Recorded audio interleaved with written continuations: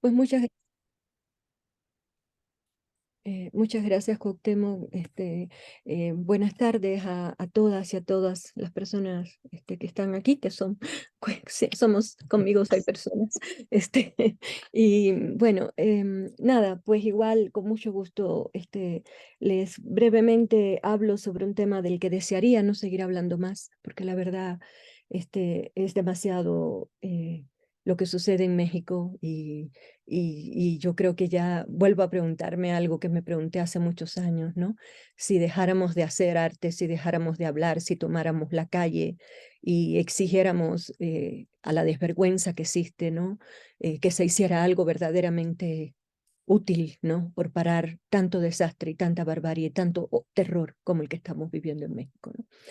Bueno, sobre todo en un espacio, creo que este ciclo de charlas ha sido convocado desde la Escuela de Jalisco, de Artes Teatrales de Jalisco, y con más razón lo digo, ¿no? Para el horror que está viviendo Jalisco en estos días, ¿no? Sobre todo, y que viven las familias que son las que quedan después de todo el desastre de lo que va pasando. Pues como en su mayoría, ustedes saben, hace mucho tiempo, hace varios años, me dedico a utilizar la teatralidad y la performatividad como estrategias para pensar los escenarios de la vida, ¿no? Este, pues yo no sé si eso es extensión, expansión, desbordamiento, como se le quiera llamar, ¿no? Hace mucho tiempo que desde el siglo pasado, desde los años 70, las personas que pensaban el arte empezaron a plantearse la problemática de los campos expandidos y de la dificultad con las categorías para pensar lo que estaba sucediendo en el mundo de las artes, ¿no? Y se empezó a usar la noción de expandido, el campo expandido de la escultura, bueno, en fin, todas esas nociones que hablan justamente de un lugar ampliado, digamos, son nociones que operan por negatividad, por decirlo de alguna manera, ¿no? No es de lo que ya era, como cuando hablábamos de la disciplina del teatro, sino de lo que ya no es, ¿no? Justamente lo que no es esa disciplina, ¿no? Lo que está desbordado y cómo las herramientas de una disciplina nos sirven para pensar hacia los desbordamientos, ¿no? Em, entonces, yo he utilizado, pues sí, la teatralidad, la performatividad, para pensar esos escenarios, en concreto en México, y agradezco mucho a México la posibilidad de leer más allá del teatro, de las escenas y de las salas de teatro y del mundo del arte concretamente. A veces no tiene que ser en una sala, pero sí pertenece a la esfera del arte, ¿no? Y pensar la fuerza de la vida cotidiana en México, la fuerza sobre todo de la tomada de los espacios públicos por quienes hacen del espacio público un escenario para la defensa de la vida, para la protesta por lo que está pasando. Eso fue posible, creo que por vivir acá. Y esos escenarios fueron tomando para mí una importancia cada vez mayor, cada vez necesité hablar más de esos escenarios que verdaderamente del mundo del arte. Y bueno, en eso estoy hace algún tiempo, pensando sobre todo las construcciones del horror, de la violencia, porque no por hacerle ninguna loa a la violencia, sino porque a la violencia la necesitamos pensar, ¿no? Como han dicho varios investigadores, y lo dijo entre otros alguien que respeto mucho, que es Jordi de Uberman, para pensar, para poder criticar la violencia, hay que atreverse a mirarla y hay que pensarla, ¿no? No se vale que digamos que eso no lo podemos mirar porque es demasiado terrible. Siempre lo que respondo ante eso es, ¿y no es terrible la normalización de la violencia que estamos viviendo? Ante eso no nos horrorizamos, ¿no? Nos horrorizamos ante el arte o ante la reflexión que pone ese escenario en el centro y pasamos de largo por aquello que nos molesta porque nos podemos dar el privilegio de pasar de largo por eso y seguir en el mundo privilegiado, ¿no? De estos espacios donde podemos seguir haciendo, ¿no? Y la vida todavía es posible. Bueno, em, una de las cosas que quisiera definir, ¿no? En relación a, o sea, más que definir, explicar, ¿no?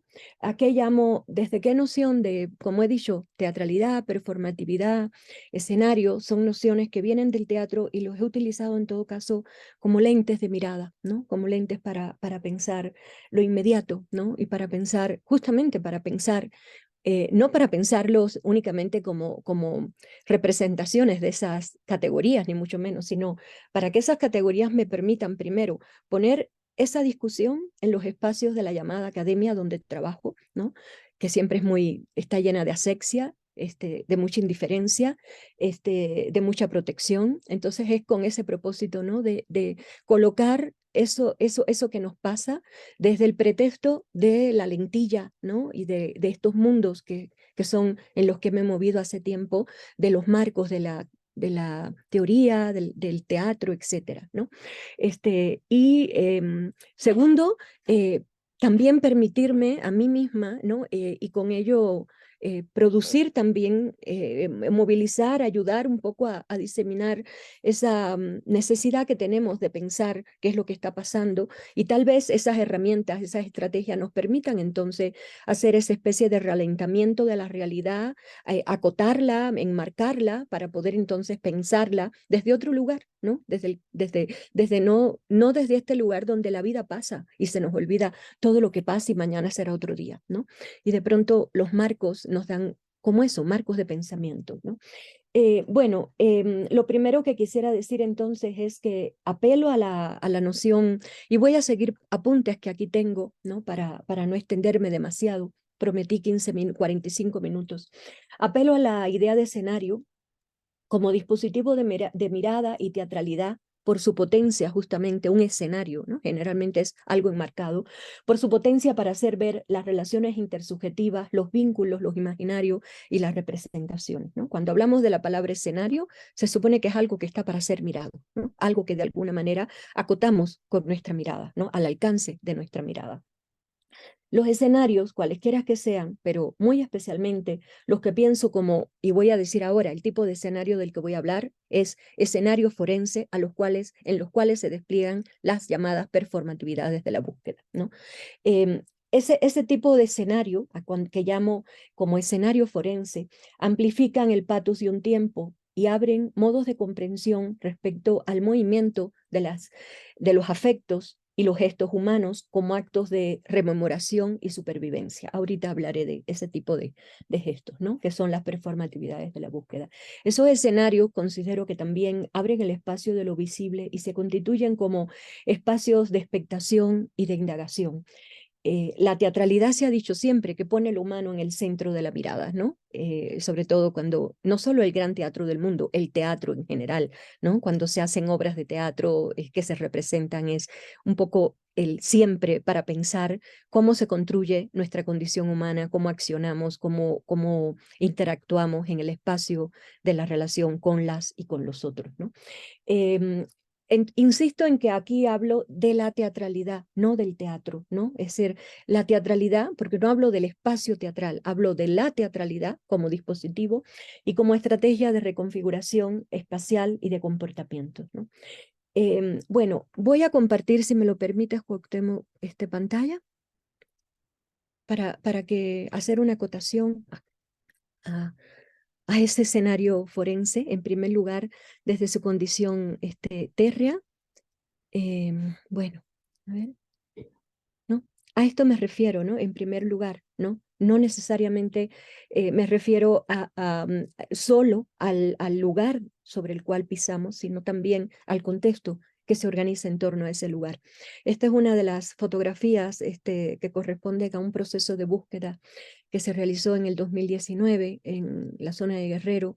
Yo tomé esa foto y bueno, algunas de las que vamos a ver acá, la mayoría, y si ustedes ven allí, lo dejo, no es el centro de la reflexión hoy, pero esa fotografía está, porque si ustedes se fijan y agudizan su mirada, pues ahí hay una mano que señala hacia un lugar, una mano de una persona que tiene una ficha de búsqueda de un ser querido. Y ese terreno está acotado porque hay una extrañeza y una desigualdad en el reparto del territorio, ¿no? Esto es un terreno que, por ejemplo, la acumulación de piedritas es totalmente diferente al resto del territorio donde crece la hierba como puedes, ¿no? Bueno, esos son los terrenos donde buscan hoy las familias en México, ¿no? Digo, ¿buscan qué? Buscan personas, buscan seres queridos, ¿no? Me estoy refiriendo a la búsqueda de personas desaparecidas en México, que ya son en este país, según las listas blancas que maneja Segot, hay más de 111.000 personas desaparecidas. Las listas que manejan la familia y la información que tienen las familias es mucho más grande, pero bueno, es una barbaridad decir que vivimos en un país con más de 111.000 o ya quién sabe si son 12.000 personas desaparecidas, ¿no? Y la búsqueda que hacen las familias es búsqueda en vida, puede ser en hospitales, puede ser en reclusorios, puede ser en distintos centros de redactación o puede ser también en los lugares a donde se va porque ya no se encuentra en vida son estos espacios para detectar fosas clandestinas, ¿no? Bueno, estos espacios evidencian a simple vista las diferencias, ¿no? Como están viendo en la imagen, que dan cuenta de recientes remociones, donde muchas veces se guardan los restos o se guardan los cuerpos, ¿no? A lo largo de varias conversaciones con las familias, ¿no? Y con las personas buscadoras, aparece siempre una imagen, ¿no? Que tiene que ver con los cuerpos o los restos que nacen de la tierra, ¿no? Que brotan de la fosa, ¿no? Esta idea la digo como para dejarla ahí latiendo, ¿no? Lo que brota de una fosa, ¿no? Lo que brota de la tierra. La estructura esencialmente forensis manifiesta de los forensis, esencialmente esa estructura forensis, esa palabra, ¿no? Latina, forensis, quiere decir, reconoce que se trata de una situación abierta, de plaza pública, ¿no? Lo forensis es lo público, lo que está expuesto y que aporta siempre lo forensis, una plataforma fundamental para la construcción de esto que llamamos escenario forense. Por tanto, no estamos refiriéndonos a lo que siempre catalogamos como escenarios forenses relativos a la investigación judicial respecto a la muerte, a los cadáveres y demás, sino también a los espacios públicos, ¿no? A estos espacios de litigación, ¿no? De litigio, de discusión, de investigación, sobre todo sobre qué ha pasado con la vida de una persona, qué pasa con los cuerpos de una persona, pero no me quiero decir que escenario forense no es estrictamente el escenario de la tierra y de las fosas comunes, es el escenario, el espacio público, ¿no? Del litigio y de la búsqueda, de la performatividad de la búsqueda. Eh, Además, bueno, esta idea de escenario forense al que me estoy refiriendo, además de sostenerse en una estructura relacional, porque es una estructura, es un espacio de relaciones entre las personas que buscan, en la que se integran pues tanto el foro, la plaza, el lugar, ¿no? Como las materialidades que se encuentran, como los agentes, ¿no? que intervienen en ese espacio. Eh, Aquí la cuestión también del escenario forense plantea un asunto composicional y material por el modo en que se organiza, por su carácter convocante en torno a las propias materialidades en representación y litigio. Y para que esto se entienda, esto de las materialidades y demás, y los sistemas de representación que emergen de estos espacios, pongo una foto de un buscador, uno de los buscadores más importantes, quizás el más importante que ha tenido este país y que murió el 18 de mayo pasado, después de encontrar, a los 2 días de encontrar el cuerpo de Leslie Martínez, Mario Vergara, este hombre que enseñó a tantas personas a buscar un perito forense por cuenta propia, ¿no? Formado por cuenta propia, en una presentación que él tuvo dentro del seminario Cartografías Críticas en la Huancuajimalpa, un espacio de investigación y que pertenece, bueno, a estos lugares académicos, doctoral, de posgrado, pero que invitamos hace mucho tiempo, desde hace muchos años, a periodistas, a familiares, no solo a académicos, ¿no? Y Mario, en un momento dado, dijo, se abrió su cremallera y sacó estos huesitos que ven allí y los puso sobre sus manos, ¿no? En un sistema donde su mano era el soporte representacional, ¿no? Ese pedazo de su cuerpo, su mano, para colocar estos fragmentos que él extrae de la tierra, ¿no? Para demostrar además que esos huesos que él traía corresponden con lo que se espera que sea la mano y el cuerpo de una persona, ¿no? Bueno, esto es lo que el grupo de arquitectura forense llama también a la representación que viene justamente de la dimensión forense, de la dimensión de los litigios públicos, pero que aquí estamos, insistimos, lo estamos desviando hacia, o sea, lo estamos tratando de pensar en el escenario de la búsqueda en México, ¿no? Como cuando hablo de cómo este espacio no solamente es eso que les mostraba la tierra con lo que allí se encuentra, como el lugar sobre el cual pisamos, caminamos y como el que nos sostiene, sino también cómo de allí emerge la materialidad que empieza a funcionar, empieza a organizarse de manera representacional, ¿no? Y ese tipo de práctica es la que hace un tiempo me ha interesado trabajar y pensar, ¿no? En primerísimo lugar, para hacer visible a esos actores, a esos protagonistas, a esas protagonistas que son finalmente las defensoras de la vida en este país, ¿no? Y los defensores de la vida en este país. Bueno, quería aquí decir una frase que es muy importante, que el foro, los públicos, los forenses, no es un espacio dado, sino que se construye, ¿no? Los escenarios no son, uno puede llamar un escenario público, pero son escenarios que se construyen, que se acotan, ¿no? Ya sean porque se construyen como espacios de representación, las salas de teatro, ya sea que se organizan, que se preparan como espacio de representación pública cuando se hace una representación en la calle, cuando se hace una manifestación, eso también es un espacio de representación, cuando se toma la calle, ¿no? Desde que se cierra la calle desde un lugar hasta otro para que avance la manifestación, eso también es un escenario que se acota, ¿no? Y que tiene que ver con estos litigios y discusiones públicas, un espacio público, también es un escenario de litigio, de lucha y de foro público, ¿no? Por tanto, el foro y el espacio forense se construye a través de una serie de representaciones y de congregaciones, ¿no? Que ya sean objetos, materialidades, además de los protagonistas y las protagonistas. Retomo estas consideraciones, ¿no? Que respecto a estos entramados, ¿no? De la ciencia forense, que son las que plantean Keenan y Weisman, ¿no? Los grandes impulsores de esta propuesta de arquitectura forense, que bueno, en el MAC han tenido importantes muestras, exposiciones, ¿no? La exposición del grupo de arquitectura forense hace unos cuantos años en el MAC, donde se incluía incluso el caso Ayotzinapa, han sido pues realmente muy notables, ¿no? Para hacer visible todos estos lugares de representación en torno a la violencia y sobre todo hacer visible algo de lo que hoy no voy a hablar, pero que me parece sumamente importante, que es justamente la estética material que emana de estos espacios de violencia, ¿no? No me voy a dedicar a eso ahora, lo he trabajado también en el campo de este tipo de problemática, pero creo que ahora quiero nada más trazar el escenario, a qué estoy llamando escenario, para entrar en las performatividades de la búsqueda, ¿no? Bueno, el término escenario forense entonces es pensado en circunstancias y territorios específicos, ¿no? Esto no es algo que se pueda llamar para cualquier cosa, es algo concreto, ¿no? Tiene que tener unas circunstancias y unas características determinadas para que podamos reconocerle esa condición, ¿no? Es un término posible, es decir, es un término que existe, ¿no? Y que se llama así a partir de la práctica que allí se desarrolla, no porque alguien lo llame así, sino porque hay una práctica como la que realizan aquí las familias, que son las que le definen así, ¿no?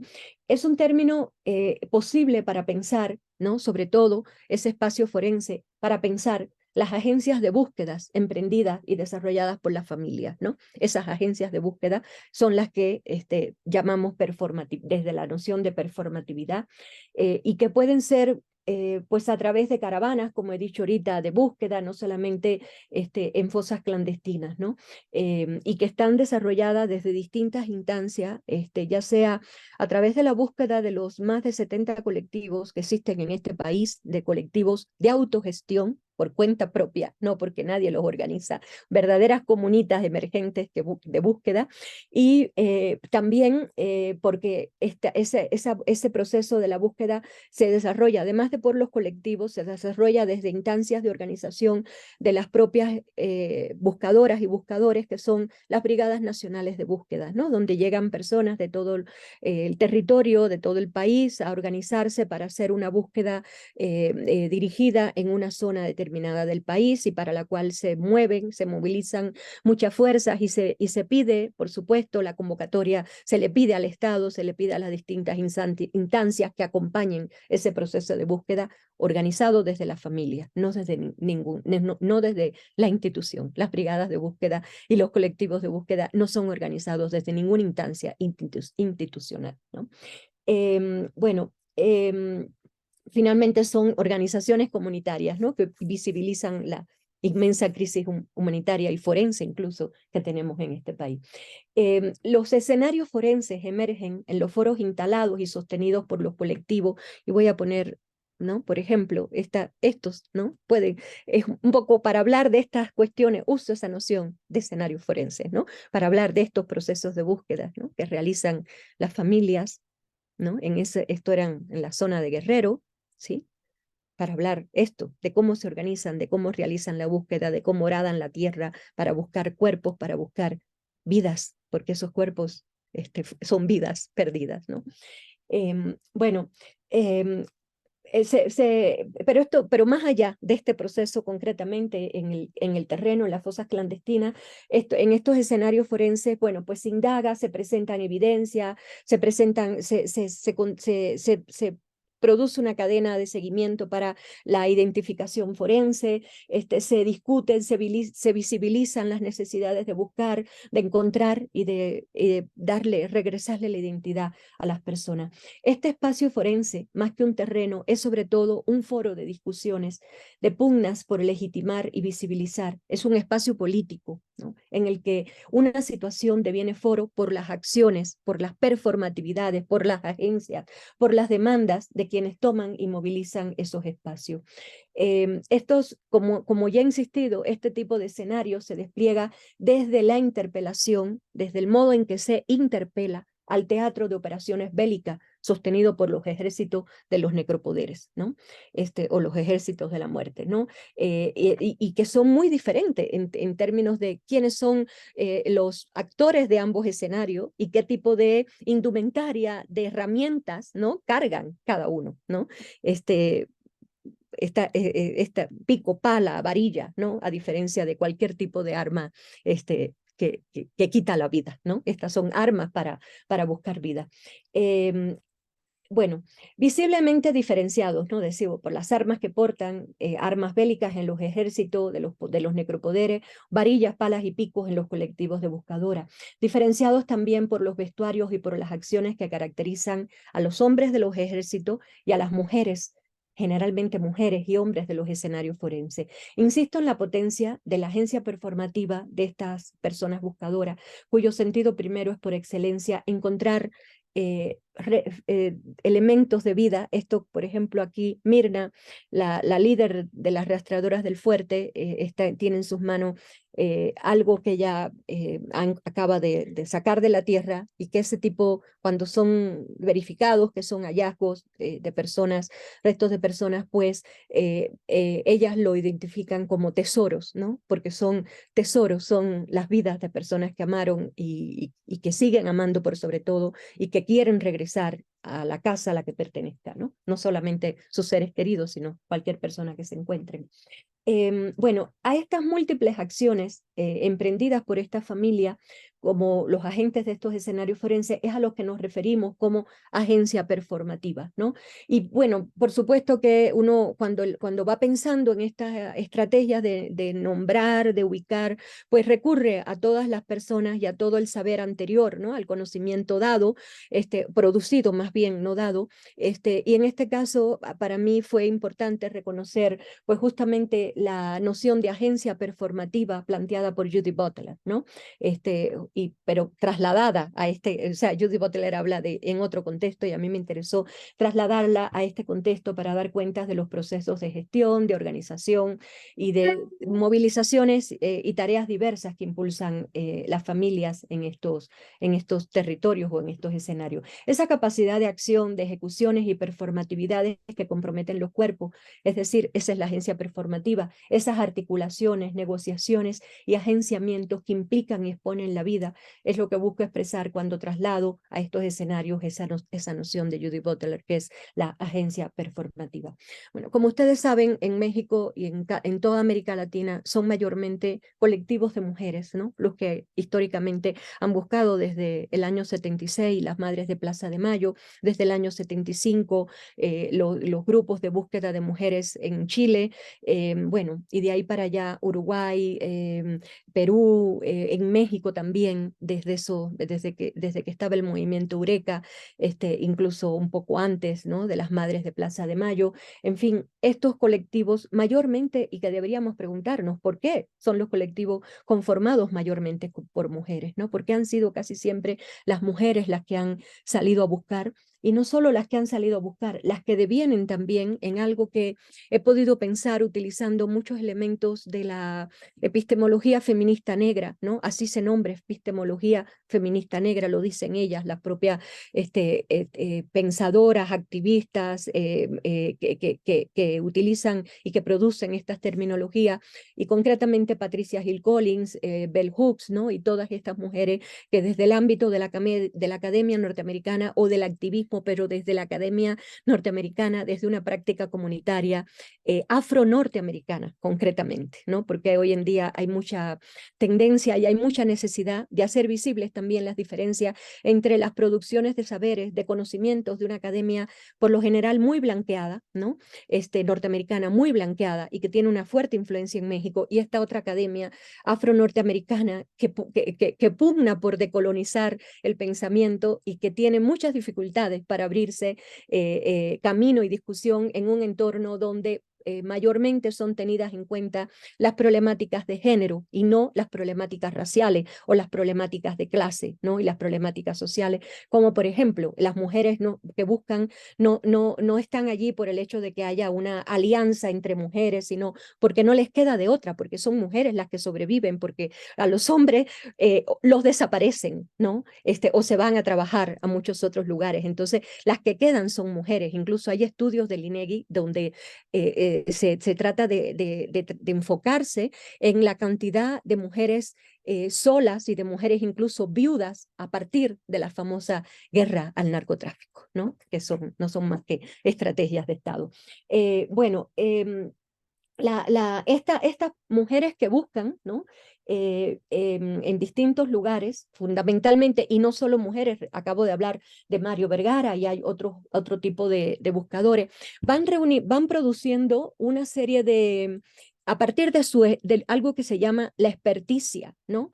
Van produciendo una acumulación de saberes, de conocimientos, ¿no? Pero quiero utilizar aquí la palabra saberes, porque la epistemología feminista negra ha sido muy insistente en la importancia de diferenciar el conocimiento estandarizado de la academia, ¿no?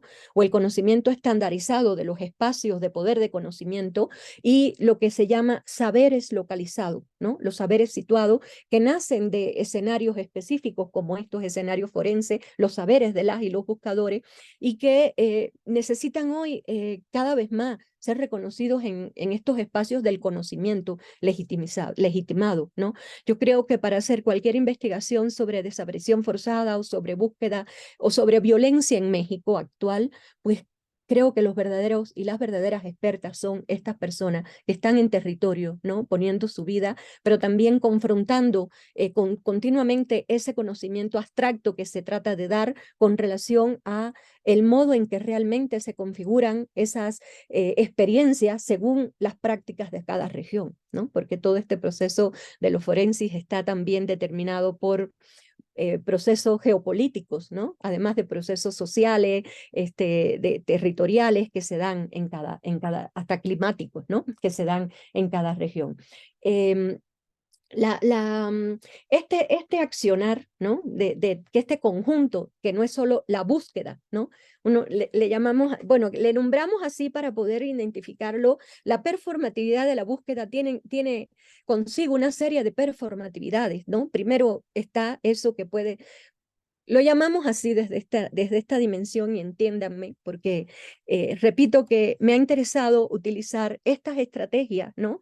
Del mundo del arte, del mundo de la teoría en torno al arte, para desviar la mirada, para centrar la mirada en escenarios que tradicionalmente no son el objeto de estudio del arte, llamado objeto de estudio del arte, ¿no? Y es, repito, una insistencia política, es algo que es parte de la politicidad con la que trabajo, ¿no? Desviar el centro de la mirada hacia esos territorios, ¿no? Por supuesto, con el fin también de, pues, como decía Mario Vergara, hay muchas maneras de buscar, ¿no? Yo creo que insistir en hablar de esto es mínimamente intentar contribuir a esos procesos de visibilización y de búsqueda, ¿no? Pero entonces, esta idea de esta posibilidad de usar la palabra performatividad asociada, por ejemplo, a la desaparición forzada como performatividad de la falta, ¿no? ¿Qué sucede cuando se llevan a una persona? Todo lo que se genera en esa ausencia, en ese cuerpo, ¿no? Que falta y que para el mundo de las artes debería de ser una pregunta crucial, ¿no? ¿Qué significa sustraer un cuerpo del espacio público, sobre todo para el mundo de las artes vivas, ¿no? Como dijo Emilio Santisteban, un artista y performero peruano, habría que preguntarse, ¿no? Cómo pensar qué puede ser la performance, qué puede ser el mundo de las performatividades artísticas en un país donde justamente faltan los cuerpos, ¿no? Es decir, si el arte del performance es el arte del accionar de una corporalidad, ¿qué puede ser la performance, ¿no? La performatividad, cómo pensar hoy en México, desde el campo de las artes, los procesos de performatividad cuando faltan los cuerpos que sustentarían la dimensión performativa, ¿no? Yo creo que esto es una pregunta esencial, ¿no? Para el mundo de las artes y bueno, para cualquiera, pero digo, ¿cómo esto es? Por si tuviéramos dudas, ¿no? ¿Qué sentido puede tener esto con el mundo de las artes? Bueno, entonces esta noción de performatividad de la búsqueda está jala también otro tipo de acciones, performatividades del conocimiento, ¿no? Esa performatividad de los saberes situados, por ejemplo, que portan estas familias buscadoras, y la dimensión performativa, ¿no? Para aclarar también esa cuestión, pues la entiendo concretamente como una serie de prácticas o de acciones que insisten en lo expresivo, lo significativo en la esfera pública, ¿no? Lo performativo es un campo de acción que abarca no solo lo artístico, ¿no? Sino, ante todo, lo socioestético. Es decir, lo performativo no es que pertenezca de por sí al campo del arte. El campo del arte lo toma, lo desarrolla yo diría que es lo que sostiene la teatralidad. Cómo pensar la teatralidad sin performatividad, ¿no? Pero lo performativo es parte de nuestro estar en la vida, de nuestro accionar en la vida. Por tanto, pertenece al campo socioestético primero que al campo artístico, ¿no?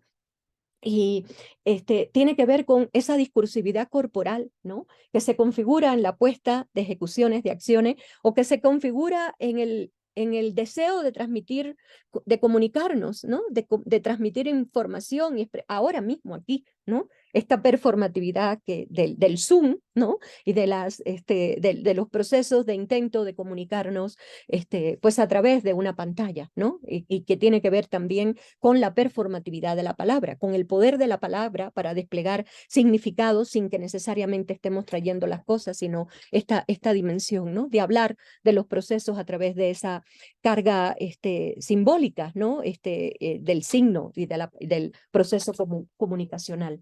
En el ámbito de los estudios culturales, George Judith, un teórico costarricense, George Judith ha problematizado la performatividad, y la cito como la dice él, como el modo en que se practica cada vez más lo social, ¿no? Y cito esto, no hago una cita desde el arte, sino desde el modo en que se practica cada vez más lo social, ¿no?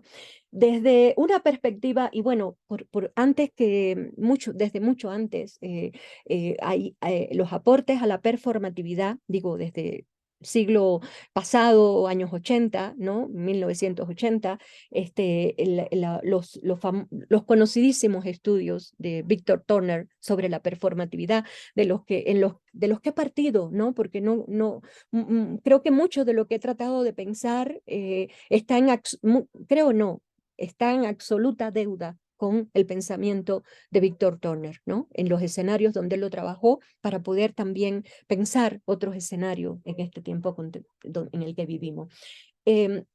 Desde una perspectiva de disenso y disonancia, o sea, de lo que instala, eso que decía ahorita, estos escenarios, estas performatividades de la búsqueda, estos escenarios forenses plantean, interpelan, ¿no? Muchas otras performatividades, la performatividad de la guerra, la performatividad de los ejércitos del narco, la performatividad institucional, en fin, interpelan, ¿no? Por eso digo que son performatividades del disenso y de la disonancia, ¿no?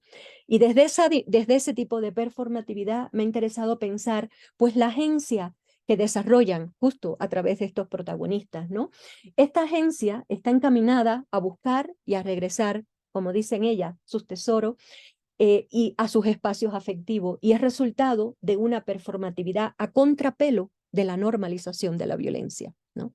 O sea, si aquí estamos sobre esta práctica cada vez más en la que nos levantamos, desayunamos, comemos, dormimos, y hacemos todo lo que hacemos, la normalización de la violencia, creo que son estos colectivos realmente los que hacen esta especie de performatividad a contrapelo de esta vida del horror, ¿no? Que todos aceptamos y en la que todos estamos ya viviendo. Hoy es noticia los restos encontrados en Zapopan, es un horror continuo, ¿no? Y es noticia, y es una más, y es una más, y parece que nada, que es para que estemos esperando la próxima barbarie. ¿Qué hora es, por cierto, Cuauhtémoc? Por favor. Vamos bien, Iliana. Ya, Minuto más. sí, porque ahora rápidamente entraría un poco a esta dimensión de la otra zona de la performatividad de la búsqueda, ¿no? Las otras zonas, hay otras zonas, no hay una sola zona. Esta otra zona tiene que ver justamente con las prácticas afectivas que realizan las familias, ¿no? Prácticas de afecto, y que esta es una noción, es una palabra, no es una noción, es una palabra que, bueno, hace mucho tiempo pusieron filósofos en el plano de la mirada y del pensamiento, concretamente Spinoza, por ejemplo, ha sido retomada por estudiosas que han sido importantes para el pensamiento escénico también, como Chantal Mouffe, o otros estudiosos de la escena política, como Frédéric Lordon, por ejemplo, pero que cuando he pensado estos escenarios, he tratado también de utilizar eso que llamaba ahorita los saberes situados, ¿no? Todo el aporte que dan las personas que son las expertas y los expertos, para mí, las verdaderas teóricas de estos escenarios, ¿no? Las verdaderas teóricas de este tipo de problemática de la violencia en México. Y tiene que ver con algo que sucede en los escenarios forenses de la búsqueda, de las marchas, cuando se dice continuamente en las marchas, y fue muy fuerte a partir de las marchas por Ayotzinapa, ¿por qué los buscamos? Preguntan las familias, ¿no? Y a coro se responde, porque los amamos, ¿no?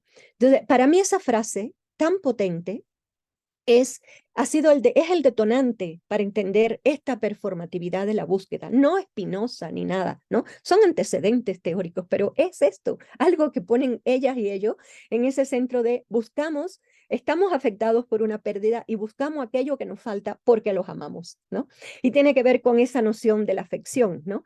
Una afección, algo que atraviesa, que nos atraviesa el cuerpo, que nos afecta, tiene que ver con eso que se concreta como el afecto que produce, ¿no? El afecto de los seres queridos, ¿no? Pero que se multiplica y se potencia por la falta de esos seres queridos, ¿no? Y eso es lo que nos pone en acción en el espacio público, ¿no? Nos movemos, buscamos porque les amamos, ¿no? Entonces, bueno, todo este tipo de práctica que realizan las familias, no solo para caminar y buscar, ¿no? Y para pelear y para exigir y para evidenciar a todos los pagados que nada hacen, que son para hacer sus funciones y que no las hacen, más allá de toda la barbarie.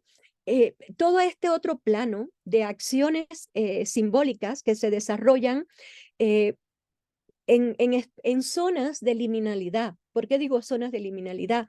Porque están vinculadas al nacimiento y a la muerte, ¿no? Al nacimiento y a la pérdida, ¿no? En la desaparición forzada no podemos hablar de muerte, de pérdida, de falta, eso sí, de pérdida y de falta, ¿no?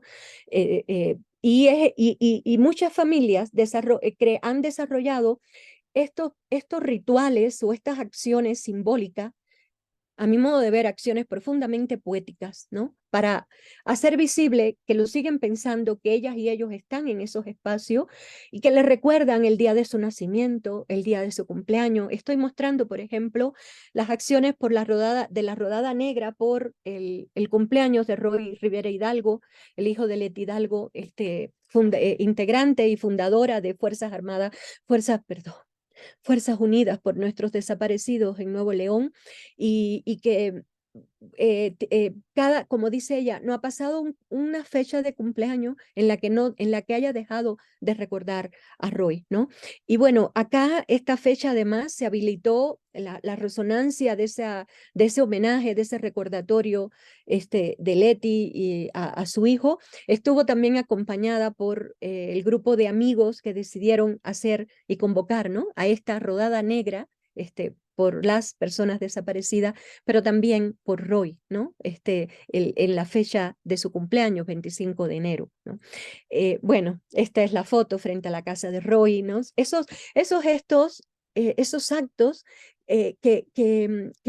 ¿por qué digo poéticos, no? Porque no son actos de lo común, son actos que se levantan, ¿no?, de ese proceso cotidiano, ¿no?, de un día tras otro, y son actos que suspenden la cotidianidad, ¿no?, y que instalan pues un extrañamiento del comportamiento, ¿no? Y que incluso implican el uso consciente de ciertas herramientas como el color negro, por ejemplo, en este caso, ¿no? O el verde esperanza, ¿no? Porque el verde para las madres buscadoras es la esperanza, para poder hacer visible que se está haciendo algo particular y que tiene una fuerza simbólica para explicitar, ¿no?, un poco lo que se está tratando de comunicar, ¿no? O, por ejemplo, ¿no?, estas acciones, esta acción es el homenaje de Mirna al lugar donde ella pudo recuperar los fragmentos de su hijo Roberto, y que allí regresa cada fecha en que lo encontró a hablar con la tierra, con el espacio que lo guardó por un tiempo, y hacerle un homenaje, ¿no? Esos actos rituales, esos actos de homenaje, pues son actos de una profunda dimensión, absoluta dimensión afectiva, ¿no? Pero también son de una capacidad poética extraordinaria. Sobre todo, a mí me parece importante que consideremos esto después de haber tenido en la historia del arte, ¿no?, un momento como el que instaló Joseph Beuys cuando dijo: todo ser humano puede ser un artista, ¿no? Todo ser humano tiene la capacidad de ser un artista. Entonces, bueno, si algo tienen las personas que defienden la vida por sobre el horror en este país donde vivimos, esa condición de desafiar la barbarie, de imaginar formas de vida, y son grandes artistas. Quizás los más grandes artistas que tiene este país, son grandes poetas, ¿no? Porque, como ha dicho Lucas Avendaño, la única herramienta que sostiene a las familias buscadoras, el elemento que más les sostiene, es la imaginación. Persistir imaginando en este cabrón lugar donde estamos viviendo. Bueno, el grupo de Mirna, ¿no? Las mujeres buscadoras de los Mochi, por ejemplo, han imaginado este tipo de estrategias que son tomar las piedras del lugar donde ellas han nombrado como el monumento, el mausoleo, el recordatorio a las y los desaparecidos, han puesto sus fotografías, han escrito en las piedras como han podido, con ese pegamento blanco, ¿no?, que no solo pegan, sino que le recubren para que de alguna manera les proteja un poquito más, ¿no?, de la lluvia y de la intemperie, y cada cierto tiempo tienen que reinstalar y que recuperar y que, digamos, restaurar estas imágenes que ellas crean. Y en este lugar, además, no solo ponen estas imágenes para que quien pase por ahí, ojalá que se detenga a mirar, a leer y preguntarse qué es eso, ojalá, ¿no? Pero ellas además se reúnen en ese lugar a contar historias de esas personas, ¿no? A recordarles cómo eran en vida, ¿no? Y qué hacían, y recordarles como las personas vivas que siguen buscando, ¿no? Otra imagen, por ejemplo, que me recuerda, es una imagen en su gestualidad, ¿no? Me parece este, muy iconográfica, ¿no? Porque no sé, tiene una conexión muy fuerte con la Pietà.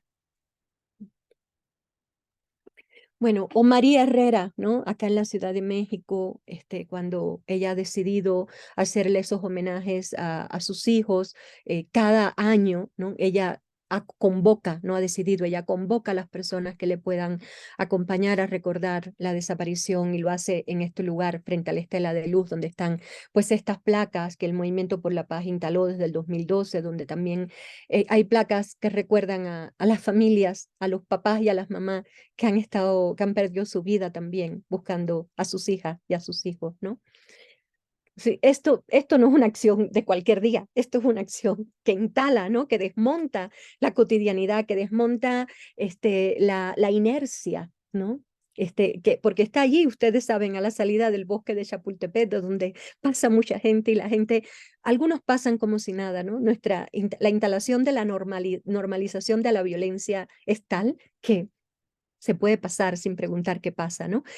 Pero hay todavía personas que se acercan y preguntan y bueno, que se enteran incluso a través de esta acción, porque no es una acción común ver a un grupo de personas poniendo flores, cantando, recordando, contando historia, poniendo veladoras y esas fotografías en ese espacio público, en la vereda, ¿no? En la vereda de Paseo de las Reformas, nada más y nada menos, ¿no? O cuando los papás de Fanny, por ejemplo, ¿no? Convocan, sobre todo en los aniversarios del nacimiento de Fanny, pero muy especialmente en el aniversario de la desaparición, que fue un 4 de noviembre, donde ellos hacen este llamado para mandarle mensaje a Fanny por si les puede escuchar y decirles que la están buscando, ¿no? Y le leen poemas que escribe Silvia, ¿no?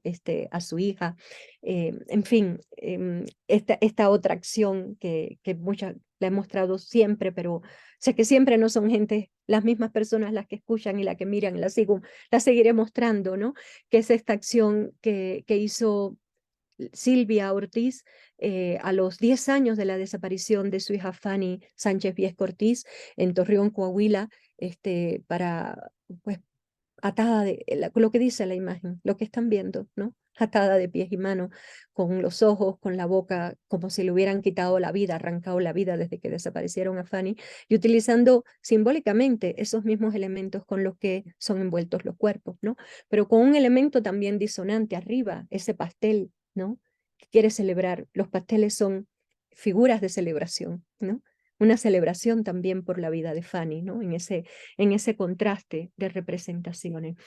Desde el campo del arte, también se desarrollan acciones que son construidas por personas que trabajan con las familias, no personas que trabajan sobre, ¿no? Sino con las personas, con la familia y construyen, ¿no? En conjunto, sobre todo a partir, pongo estas porque muchas acciones son construidas desde el caminar, ¿no? Desde el caminar como por ejemplo, me imagino que ustedes conozcan Huellas de la Memoria, ese proyecto que fue realizado y que hoy sostiene el colectivo Huellas de la Memoria. Esta es la manta que se pone cada 10 de mayo en el Ángel, frente al Ángel, ahí en Reforma, y que, bueno, es una acción que se construyó a partir de caminar con las familias, sobre todo con las mamás, un 10 de mayo, de ver cómo estaban desgastados los zapatos de las y los buscadores y de proponerle a las familias que les dieran esos zapatos para intervenirlos con el mensaje que ellos quisieran. Y bueno, comenzaron a hacerse estas inserciones en la suela, a veces el zapato muy desgastado y se pone sobre el linóleo, ¿no? Este mensaje de quién busca y a quién busca. Soy tu mamá fulana, ¿no? Que te busco, soy María Herrera, soy Lucia Vaca, la mamá del hijo que se busque, y en el otro zapato busco a mi hijo, a mi hija desaparecida en tal fecha, y un mensaje de amor, ¿no? Como a veces en el mensaje que pone María Herrera en estos, ¿no? Te busco porque buscándote a ti busco a todos y soy la madre de todos, ¿no? Y el mensaje que quiera, esto es, bueno, por ejemplo, ¿no? Para que vean cómo funcionan todos estos zapatos colocados en un espacio, cuando por primera vez se hizo esta instalación en la Casa de la Memoria indómita, ¿no? Y esta doble condición, el zapato, ¿no? No en el piso, sino suspendido para que puedan ser leídos los mensajes y las huellas instaladas justamente sobre el piso, ¿no? Los grabados, digamos, los linograbados, porque muchas veces son grabados a partir del linóleo, y el hecho de que aquí la mayoría que se ven son verdes, ¿no? Pero también la problemática del color tiene que, como ha pasado también a la práctica de los bordados, es importante, ¿no? El color de por sí ha sido un elemento de significación, un lenguaje muy potenciado, el verde para hablar de la persona, de lo que se busca todavía, de la esperanza de encontrar con vida, el negro y el rojo para hablar de las personas que ya no están en esta vida, ¿no? Bueno, imágenes. Y aquí aprovecho para colocar algunas imágenes de un trabajo que se hizo con las familias en una galería de la Universidad Autónoma Metropolitana, la Galería Metropolitana, como insistiendo, ¿no? En esta condición de poetas que tienen las familias buscadoras, ¿no? Se hizo esta exposición en conjunto con artistas, activistas y familiares, ¿no? Es decir, este tipo de práctica tienen la posibilidad, ¿no? De estar en un espacio para generar una reflexión, para producir, para lanzar, si es posible pensarlo así, algo como un dardo a cada uno de nosotras y nosotros, ¿no? Para seguir pensando y estar un poco, por lo menos, ser interpelados, ¿no? Y estar molestos ante tanto horror, ¿no? Los zapatos, saben ustedes que casi siempre han estado asociados a los objetualizados, a las objetualidades de las y los ausentes, y bueno, el poder de significación también de los zapatos de Guillermo Ruiz, una persona que ha sido desaparecida y que sus familias buscan, pero lo pongo también por el hecho de que esto está asociado a una práctica, ¿no? En esa doble condición en que se trata del vestigio de lo que queda de la vida de una persona que no está, que está desaparecida, y también porque es parte del tipo de práctica que realiza una artista, fotógrafa, artista visual, Fabiola Rayas, con un colectivo que incluso nació a partir del proceso de trabajar con estas experiencias. Las madres decidieron formar el colectivo Familiares buscando que son familiares en búsqueda en Morelia, en Michoacán, más ampliamente, ¿no? Y que, bueno, aquí esta fotografía, este tipo de foto la realiza Fabiola todos los años en una actualización, ¿no? De cómo va cambiando la vida, pero siempre está la ausencia, siempre está el hueco, ¿no? De Guillermo que no aparece.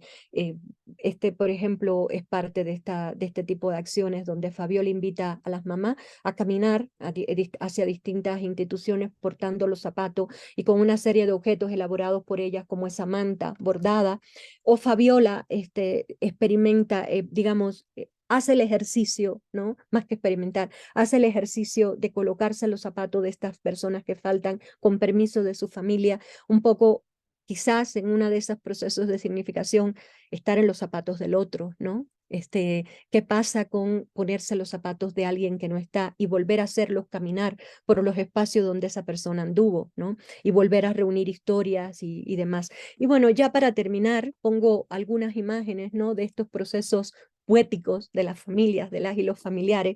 Muchos de ellos se concretan en los pañuelos, en el arte de bordar, ¿no? De hacer estos pañuelos que están también simbolizados por los colores que antes había mencionado. Y bueno, acá ven ustedes distintos tipos de bordado. Y por ejemplo, aquí termino. No voy a hablar del arte, voy a dejarlo acá, ¿no?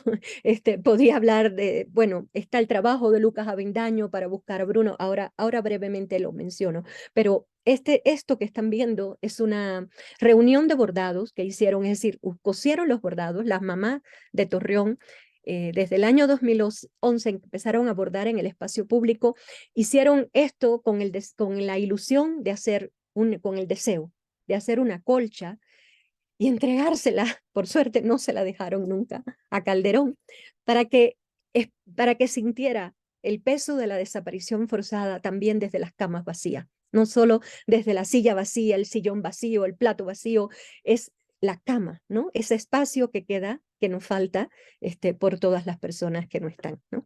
Y bueno, esas madres hicieron esa colcha, las reunieron, y bueno, la colcha por suerte está todavía con ellas, ¿no? Para seguir recordando esos tiempos de la apuesta a la vida, ¿no?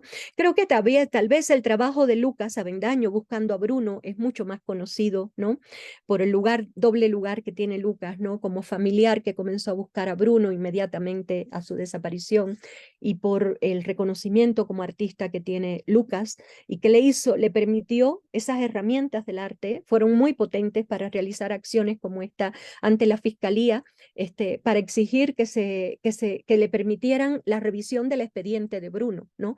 Estas acciones fueron muy fuertes porque pude ver cómo después de estar en esa acción, allí en esa llamada de atención, inmediatamente la fiscalía permitió la entrada de Lucas, ¿no? Para la reunión, que quizás a una persona común que no tuviera ese poder de convocatoria y de visibilización no se le hubiera facilitado tan inmediatamente, ¿no? Eh, o esta acción que fue la primera que hizo Lucas a los 3 meses de la desaparición de Bruno, y la hizo en el consulado de Bogotá, de Barcelona, para llamar la atención y para exigir que las autoridades hagan su trabajo y hagan lo que no hacen, ¿no? Que es buscar, y bueno, esta quizás la más conocida, ¿no? Buscando a Bruno, que la estuvo haciendo durante mucho tiempo en espacios siempre liminales, porque Lucas no entraba, Lucas se paraba siempre en el límite, en el umbral, en el espacio de la entrada y la salida, ¿no? En ese espacio donde se negocia la adentro, pero también el flujo de la afuera puede enterarse, puede pararse un momento y preguntar qué está pasando aquí, ¿no? Porque como pasó acá, ¿no? Cuando esta acción se hizo, Lucas caminó por Oaxaca, por este circuito turístico, pues mucha gente se preguntaba, ¿no? ¿Qué estaba pasando y por qué ese hombre caminaba, esa persona iba con esta vestido así, con esta imagen? Y bueno, quizás de esa manera se enteraron la gran epidemia que atraviesa México hace muchos años. Bueno, hasta aquí, ¿no? Eso quería, parte de este caminar y de esta performatividad, pues es lo que hacen todos los días estas mujeres, lo que están haciendo, lo que hicieron hoy las mamás y los familiares allá en Guadalajara, ¿no? Este reclamo por la barbarie última, por una de las últimas barbaridades, ¿no? Respecto a estos jóvenes desaparecidos y a la supuesta posible aparición del modo en que ha aparecido, ¿no? Y la marcha del silencio que hicieron las madres hace apenas unas horas en Guadalajara, ¿no? En fin, ojalá el arte un día pueda estar al nivel de la potencia y de la densidad de esta performatividad. Perdónenme, pero eso pienso, ¿no? Gracias. Muchas gracias, querida Ileana. Bueno, yo tengo varias cosas que me gustaría preguntarte, pero como antes de que yo meta mi cuchara, me gustaría como abrir el micrófono para participantes que andan por acá, a ver si alguna tiene alguna pregunta, algo que quisiera decir, ¿no? Como abrir un poco la participación por acá. ¿Alguien quisiera decir algo? Hola, hola, Hola. Hola. hola, buenas noches. Yo sí quisiera mencionar, bueno, más que mencionar, pues hacer una pregunta. Primero que todo, buenas noches. Es un placer escucharte. Yo tengo 2 años investigando la desaparición forzada en México y después de 2 años creí que estos temas iban a dejar de doler tanto, pero te escucho y sigue doliendo y atravesando profundamente, ¿no? Pero justo me preguntaba sobre estos temas de los que hablas y de estas acciones performáticas justo en relación a la reparación, que es algo que me interesa conocer y me gustaría pues escucharte sobre, eh, hablabas de estos impactos que tenían como en la posibilidad de la denuncia, de comunicar. em, que todo que ver con el afuera, pero me gustaría también preguntarnos qué tiene que ver con el adentro de quienes diariamente o bueno, periódicamente hacen acciones poéticas como las que nos mostraste o la acción performativa de buscar a nivel pues sí se puede hablar de reparación, ¿no? Con sus, eh, con sus pincitas, porque claro que nunca va a haber reparación, pero qué tipo de impactos podríamos ver al nivel, pues, de bienestar, de resignificación a través de estas prácticas performativas. Mira, voy a intentar responder hasta donde puedo, porque creo que esta respuesta solo la pueden dar las personas que están en esa situación, ¿no? Como yo lo veo desde fuera es lo que yo puedo decir. Sí, como bien tú dices, reparación con pinzas, yo creo que es una palabra que no deberíamos mencionar, ¿no? Porque no hay reparación ninguna cuando se pierde un ser querido, ¿sí? Estas políticas de reparación son finalmente las invenciones de todas las instituciones del Estado, invenciones internacionales, no solo, o sea, desde todos el acuerdo, el Estatuto de Roma, todas estas instancias que han creado formas simbólicas, ¿no? de hacer que los estados y los perpetradores reconozcan la barbarie y el daño que han hecho, ¿no?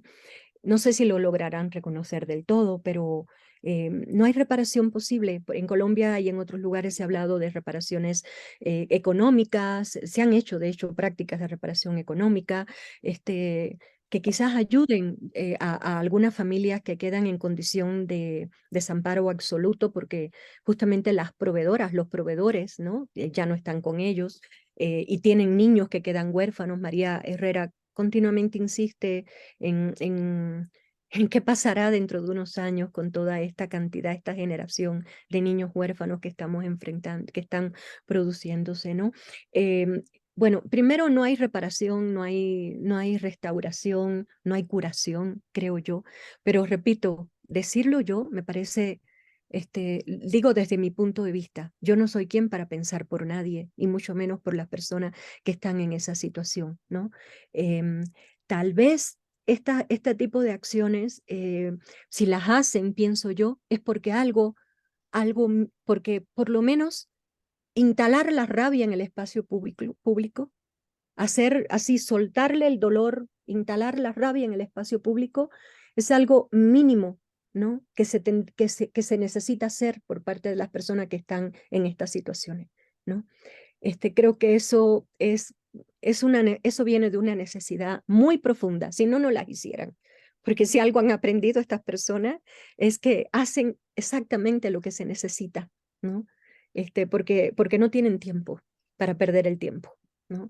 Entonces hacen realmente algo que sea muy necesario y quizás esa es la mínima el sentido, ¿no? Hacer ver, visibilizar, hacer ver, que no se olvide, sobre todo esto, que no se olvide que si mi hijo por alguna casualidad está vivo y escucha, sepa que sus padres le están buscando, ¿no? Que no estamos cruzados de brazos.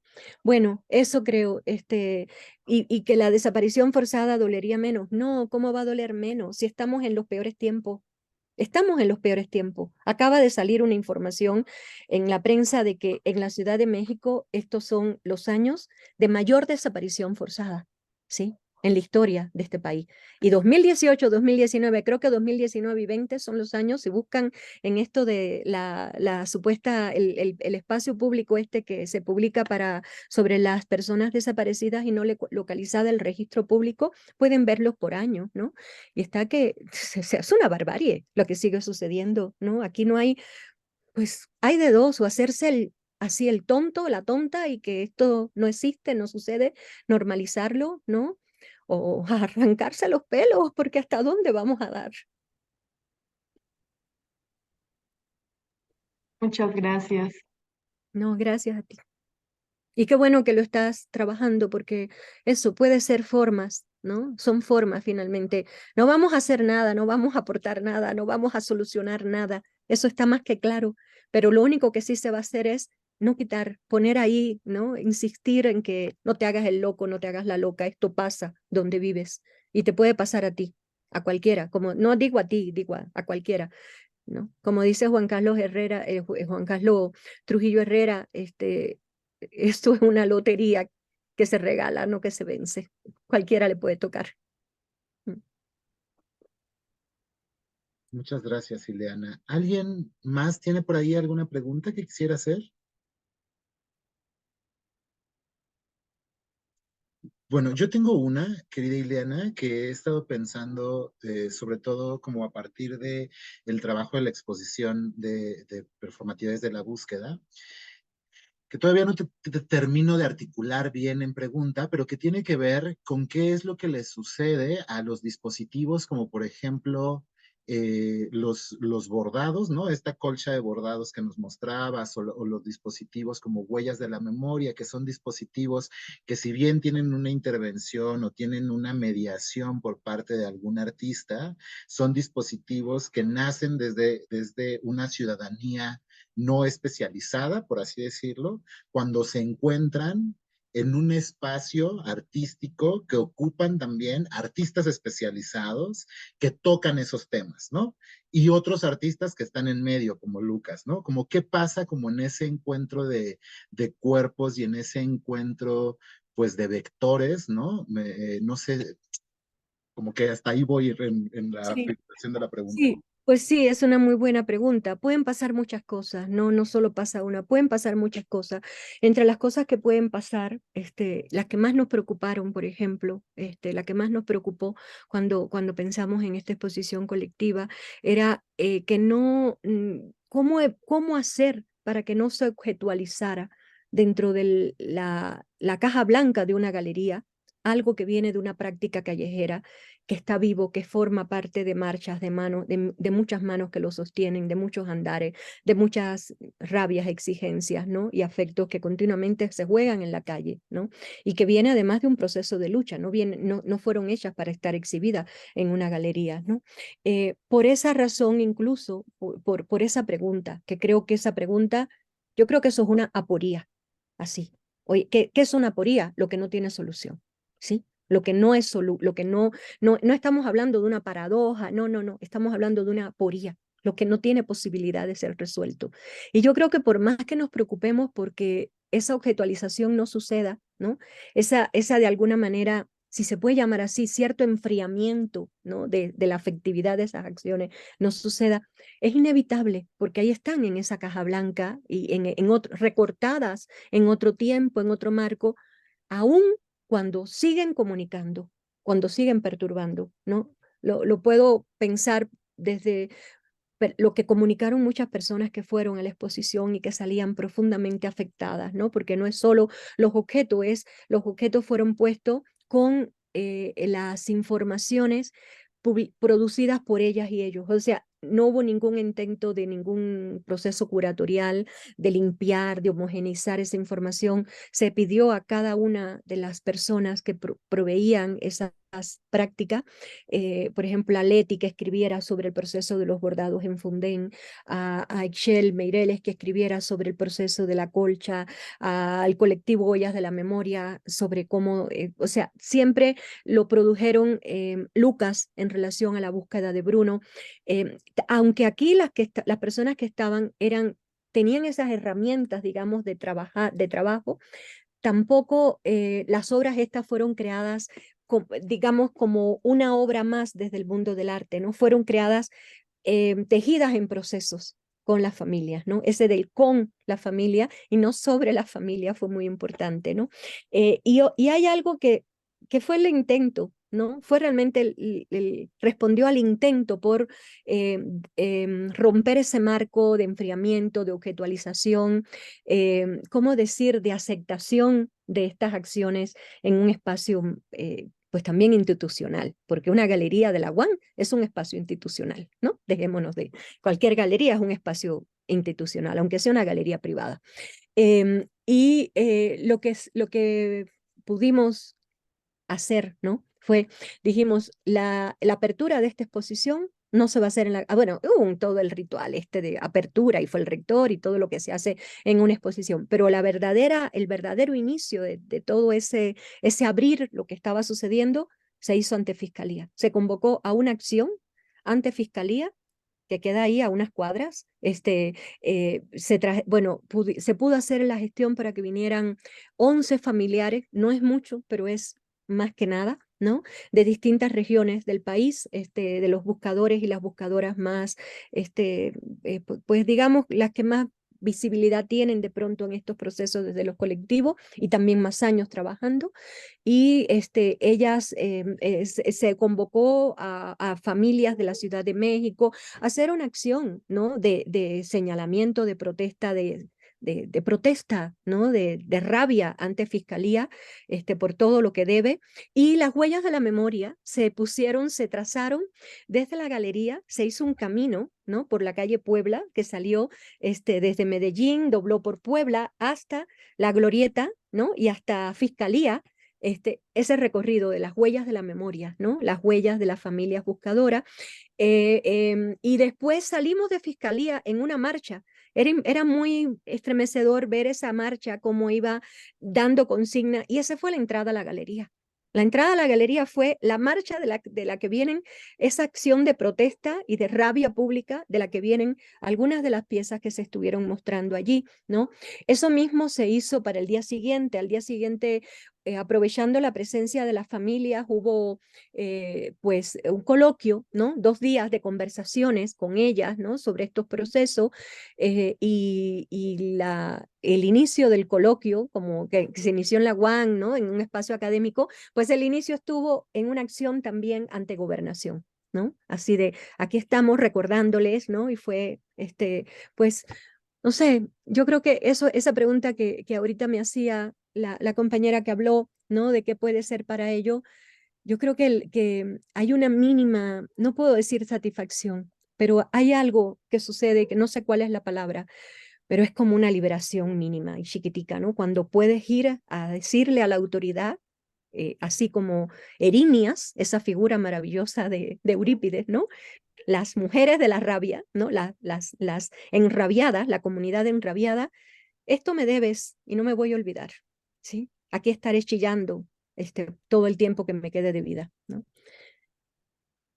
Eso, y talleres también, por ejemplo, Laura Valencia, todo el trabajo de Laura con las cartas fue a partir de talleres, de hecho, que se hicieron.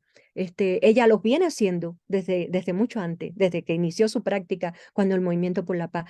Entonces, ella lo sigue repitiendo y claro, era una estrategia que había que recuperar también, ¿no? Hacer el taller con las familias, con las mamás que podían estar, para esa carta que se mostró, que es una carta colectiva que está puesta como un códice, y todas las cartas que estaban en la cajita son cartas, algunas de las cuales se acababan de producir, ¿no? Y Laura sigue haciendo talleres, no es algo que se hizo para la exposición. Lo que trató de hacer esa exposición es de retomar, o sea, de hacer, si la exposición es un espacio de visibilidad, pues también ampliar ese marco para darle más visibilidad a esta parte, ¿no? de la familia en las acciones de protesta, acompañarla, los talleres. Y algo muy bonito que fue que ya cuando estábamos en la galería, dicen que fueron entre 300 y 400 personas, no sé cuántas serían, pero estaba repleta, no se podía caminar en la galería, ¿no? Y todas las que hicieron esto que llamarían el recorrido curatorial, ¿no? Como dirían en una galería, lo hicieron las familias, ¿no? Las personas que habíamos organizado eso, nos corrimos a un lado, ¿no? Y quienes estaban allí hablando, explicando todo, eran Mario Vergara, Lucas Avendaño, Lucía, bueno, las madres que estaban asociadas al trabajo de Laura, luego Mirna, luego Leti, María, Ichel, María Elena, bueno, las mamás que vinieron y nos acompañaron en esa ocasión, ¿no? Fueron ellas las que hablaron y las que tenían que hablar y explicar y contar, no más que explicar, contar como todo lo que han hecho para llegar ahí. Claro. Muchas gracias, Ileana. ¿Alguien más tiene alguna pregunta, alguna duda, algún comentario? Hola, buenas noches. Hola. Muchas gracias por este espacio y muchas gracias, Ileana, siempre por todo. Hay un eco, ¿verdad? ¿Se escucha bien raro? Sí, Sí, separando. Es que estamos juntas, a lo mejor mi sí. compañera Ale y yo. A lo Voy a mejor hacer algo rápido. Sí, ¿Un es momento? separar quizás un poquito las computadoras. Oh, se fue. No, creo que dijo que iba a hacer algo, Ah, seguro. no puede ser. Ya. Sí, mejor hablar desde una porque Teletransporté al cuadrito de Ale. Pues nada, maestra, muchas gracias. Siempre escucharla es un placer. La seguimos mucho en todos esos documentos y materiales que van quedando colgados por ahí y que tienen que ver con teatralidades expandidas y con la lucha y el acompañamiento que usted hace y siempre tener la oportunidad de, aunque sea compartir este pequeño momento de presencialidad, es un regalo para quienes además tenemos sus textos como una guía también y como una luz. Y en ese sentido hay tantas cosas que me gustaría preguntarle en relación a usted misma, a su cuerpo, a cómo escuchas tu cuerpo, cómo sostienes la lucha. Es que es muy demandante y es vivir ser un cuerpo con rabia todo el tiempo es muy cansado y investigarlo y tenerlo en el presente y en nuestro cotidiano y escucharlo es brutal, es abrasivo y al mismo tiempo toda esta potencia del de hacernos compañía, de acompañarnos de verdad, de acompañar, de estar con el otro, es pues también una gran luz que te escucho y yo tengo tantas preguntas sobre ti, sobre cómo te autocuidas, sobre cómo escuchas tu cuerpo, sobre qué es lo más difícil que has estado gestionando en tu propio ser para tener esa fuerza y esa potencia y esa lucidez y esa generosidad tan brutal que tienes. O sea, me gustaría saber cómo le haces, cómo se siente la lucha desde tu propia cuerpa. No, Eso. muchas gracias por tus palabras, pero pues no sé, yo no me cuido. Es lo único que te puedo decir, ¿no? Que sí, es verdad. No sé, más bien siento mucha vergüenza por todo lo que me falta por hacer. No por mí, ¿no? Sino porque hablando de esto muchas veces en todo el proceso, a pesar de que todo esto viene de, pues sí, de una práctica, lo único que pienso es todo lo que nos falta por hacer, todo lo que no se logra, y eso me produce mucha angustia. Y sí, lamentablemente no trabajo en el cuidado, no trabajo en el cuidado y eso es devastador, ¿no? Pero comparado cuando uno no sé, como que ni siquiera me paro a pensar en eso, ¿sabes? Siento el cuerpo porque me duele aquí, porque continuamente, pero y porque hoy como comencé, dije, seguir hablando de estos horrores, ¿no? Y es como le comentaba a Cuauhtémoc, pues creo que uno tiene que trabajar con la rabia, es la única posibilidad que le queda, ¿no? Con el dolor, con la rabia, porque si tantas personas como de esas de las que hablamos, ¿no? Esas mujeres increíbles, a pesar de no sé, ahí sí, no sé cómo le hacen, ¿no? Para sostener y para hacer tanto, porque todavía nosotras somos privilegiadas, estamos en un espacio privilegiado, ¿no? Estamos pues en un espacio donde tenemos recursos bonitos, palabras bonitas, personas que nos pueden también así, ¿no? Hablar o con las que podemos compartir cosas, pero esas personas de las que hablamos no tienen nada de esto y están bien solas, la mayoría, entre ellas se acompañan enormemente, pero están muy solas, ¿no? Y están muy abandonadas por quienes, por las estructuras que deberían hacer, ¿no? Y no lo hacen. No sé, no te comenté, no es una respuesta, ¿no? Tu pregunta ahí se me queda, ¿no? Se me quedan esas dos cosas, la angustia que me produce todo lo que no se hace, más que lo que se hace, lo que no se dice, más que lo que se dice, y es mucho, créeme, ustedes lo saben, por un lado, ¿no? Eso, y lo otro, pues nada, que la imaginación hay que ponerla para, para acabar de vivir el tiempo que nos toque estar vivas todavía. Entonces, ya solo para dejarla de la palabra a alguien más, ¿cómo escuchas tu intuición en la investigación? Mm. Sí? Es decir, o no, Sí, este trabajo con eso, sí, trabajo, sí, de hecho una de las cosas que puedo compartir en términos de formas de hacer o eso que dicen metodologías, estrategias, ¿no? Que traté un poco, algunas cuestiones las compartí un poquito en Cuerpos Liminales, el último texto sobre este proceso, pero que siento que falta mucho por decir todavía y quizás sea algo que más adelante retome, tiene que ver con que hay que desobedecer absolutamente todo el modo en que nos dicen que hay que hacer eso que llaman investigación, ¿no? Hay que desobedecerlo porque sí, porque nosotros seguimos bajo métodos profundamente coloniales, ¿no? En los que dicen que hay que tener una distancia, que el objeto, o sea, palabras tan terribles, ¿no? Tan coloniales como objetos de estudio, investigación, distancia. No, al contrario, estamos en tiempos donde creo que hay que ser capaz de dejarse tocar por lo que se trata de pensar. Si lo que tratamos de pensar no nos toca y no nos afecta, ¿cómo? ¿Desde dónde? No, porque somos un cuerpo, no somos una cabeza.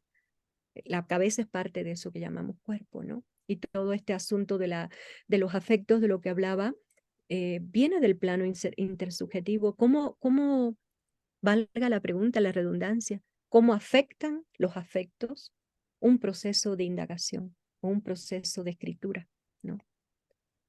Eso es algo que tendríamos que preguntarnos mucho y desobedecer todas las metodologías académicas coloniales. Bueno, eso. Muchas gracias, querida Eliana. Muchas gracias. Gracias por las preguntas, muchas gracias de verdad a ustedes y a las chicas que estaban ahora, de verdad, muchas gracias. Y a ti.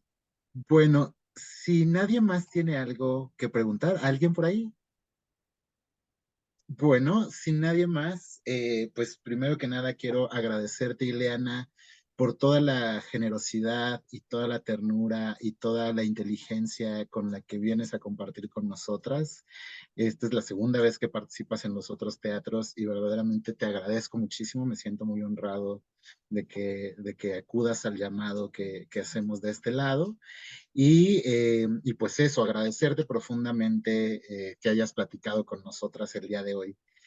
También, antes de despedirnos, comentarles que la próxima sesión será en jueves, retomaremos nuestras sesiones de los jueves, y la próxima sesión, el jueves 8 de junio a las 7 de la tarde, vendrá Lucía Fernanda Corbello a platicar con nosotras sobre el encuentro de infancia, memoria y desaparición que llevan a cabo en la Escuela Normal Rural Rafael Isidro Burgos en Ayotzinapa, y que este año es su segundo encuentro en Ayotzinapa y el tercero en la Glorieta de las Mujeres que Luchan. Entonces, bueno, va a estar acá para continuar el diálogo con nosotros. Y pues muchas gracias, querida Ileana. Muchas gracias a ustedes, muchas gracias. Gracias por las personas que también dan las gracias por el chat. Muchas gracias a ustedes porque, pues sí, uno lo primero que se pregunta es cómo seguir hablando de esto sin repetirlo mecánicamente, ¿no? Y eso, pues eso también hace que uno siga actualizando y pensando las cosas y creo que es un espacio muy importante que ustedes llevan este tema que anuncias para el jueves que viene, la verdad. eh, bueno, qué decir, ¿no? Qué bueno que existan entre el espacio de las personas que trabajan en el mundo del arte estas preocupaciones, ¿no? Y estos espacios de reflexión, de escucha y de reflexión. De verdad que es un privilegio y creo que es una excepción bastante importante, muy importante. Muchísimas gracias. Muchas gracias, Ileana. Muchas gracias. Y pues muchas gracias a todos. Vámonos. Gracias, Cuauhtémoc. Chao. Hasta luego. Cuídense Gracias. mucho. Ay, Chao. gracias. Cuídense mucho. Chao. Chao. Bye.